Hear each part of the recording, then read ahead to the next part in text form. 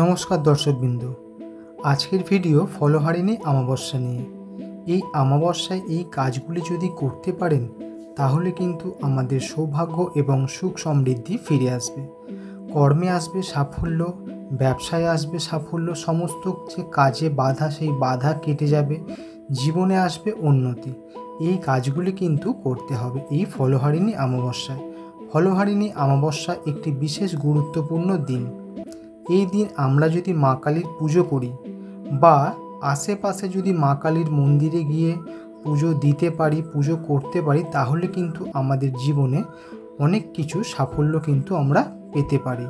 যেমন আর্থিক উন্নতি, অর্থের অভাবের কষ্ট, এছাড়া বড় বড় বিপদ, সমস্ত বাধা, কাজে বাধা, সমস্ত দিক থেকে কিন্তু উন্নতি আমরা দেখতে পাবো।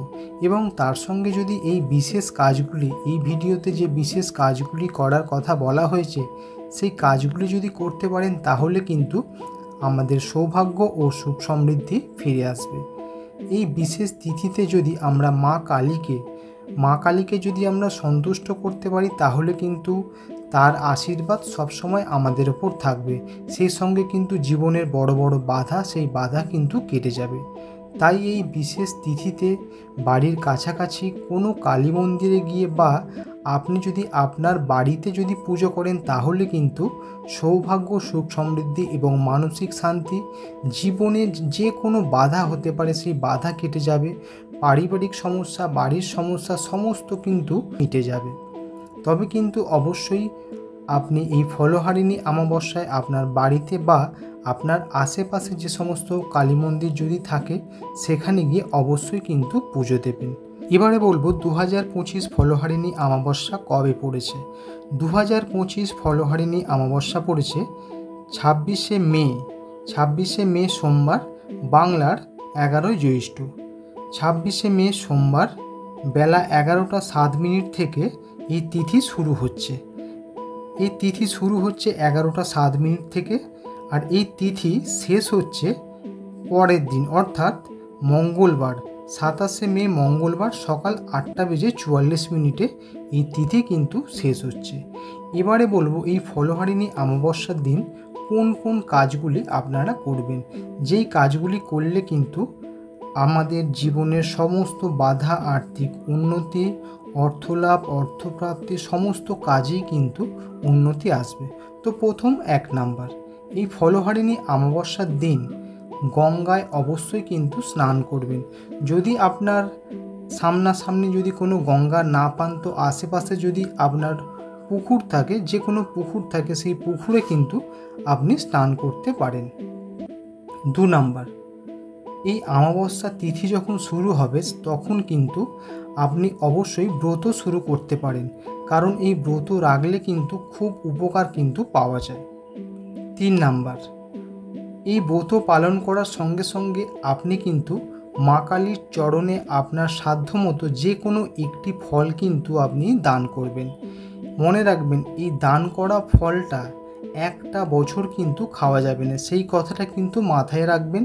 অবশ্যই কিন্তু ব্রত পালন করার সময় মা কালীর চরণে আপনার সাধ্যমতো কিন্তু একটি ফল অবশ্যই দান করবেন। 4 নাম্বার, এই দিন অশ্বত্থ গাছের পুজো করবেন। অশ্বত্থ গাছ পুজো করার একাধিক গুরুত্ব রয়েছে। অশ্বত্থ গাছ কিন্তু পুজো করলে বিভিন্ন গ্রহের দোষ থেকে মুক্তি পাওয়া যায়। যেমন প্রথমেই বলবো শনির দোষ। যেমন কোনো ব্যক্তির যদি শনির দোষ চলে, যা যা প্রবলেম থাকে সেই সমস্ত প্রবলেম, গ্রহদোষ কিন্তু কাটতে বাধ্য। জন্মকুণ্ডলিতে যদি চন্দ্র মঙ্গলের দোষ থাকে তাহলেও কিন্তু এই অশ্বত্থ গাছে যদি আপনি পুজো করতে পারেন এই দিনে তাহলে কিন্তু সেই গ্রহদোষ কেটে যাবে। এছাড়া আপনি কালো তিল, দুধ ও গঙ্গা জল দিয়ে যত্ন সহকারে অশ্বত্থ গাছের আপনি পুজো করতে পারেন। 5 নাম্বার, এই দিন মা কালীর সঙ্গে সঙ্গে আপনি শিবের পুজো বাড়িতে করতে পারেন। নিয়ম অনুসারে পঞ্চমীত দিয়ে শিব ঠাকুরের আপনি পুজো করবেন। পঞ্চমীত বলতে এখানে বোঝায় দুধ, দই, ঘি, মধু ও চিনি, এই 5টা জিনিসকে কিন্তু পঞ্চমীত বলা হয়। 6 নাম্বার, এই দিন পুজো হয়ে যাবার পরে আপনি কিন্তু অবশ্যই গরিব ও দুস্থ ব্যক্তিকে আপনি দান করতে পারেন। আপনি বস্ত্র পোশাক দান করতে পারেন ও খাবারও দান করতে পারেন, সেটা কিন্তু আপনার সামর্থ্য অনুযায়ী। 7 নাম্বার, লেখাপড়া করা শিশুদের, মানে যে সমস্ত শিশুরা লেখাপড়া করে, আপনি কিন্তু এই দিন পড়াশোনার জিনিসপত্র আপনি দান করতে পারেন এই শিশুদেরকে। অবশ্যই কিন্তু মনে রাখবেন, এই 7টা কাজ যদি আপনারা ঠিকঠাক মতো করতে পারেন তাহলে কিন্তু আপনাদের জীবনে সমস্ত কিছু বাধা কেটে যাবে। এছাড়া কিন্তু আপনাদের ভাগ্য বদলে যাবে যদি আপনারা সঠিকভাবে এই 7টা কাজ করতে পারেন। আজকের ভিডিও এই পর্যন্তই। অবশ্যই কিন্তু আপনারা এই ভিডিওতে একটা লাইক ও কমেন্ট করে সমস্ত বন্ধুদের কাছে এই ভিডিওটা শেয়ার করে উপকার করবেন। ধন্যবাদ।